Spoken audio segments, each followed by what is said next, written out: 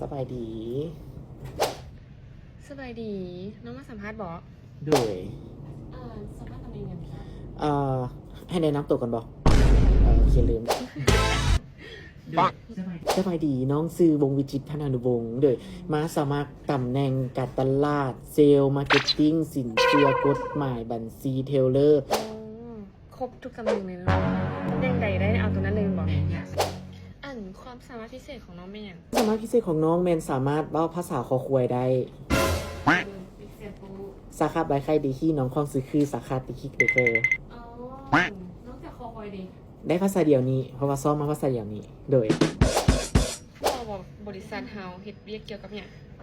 น้องฮู้ได้น้องฮู้น้องศึกษามาดีเลย แต่ว่าน้องขอให้เว้าสู่น้องฟังก่อน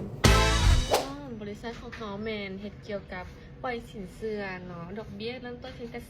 2% ระยะกู้กันยาวๆสูงถึง60 เดือน ว้าว ขอบใจเด้อที่มาสัมภาษณ์นี้ว่าแต่น้องเลือกสมัครตำแหน่งอย่างก่อน น้องมาสมัครตำแหน่งการตลาดเซลล์มาร์เก็ตติ้งสินเชื่อบัญชีแม่บ้านกฎหมายเทเลอร์ เดือน200 ล้านเนาะ แมนเงินเดือน200 ล้านกีบว่าภาษาคอควายได้ แล้วเขาสิติดต่อกลับไปเด้อเด้อ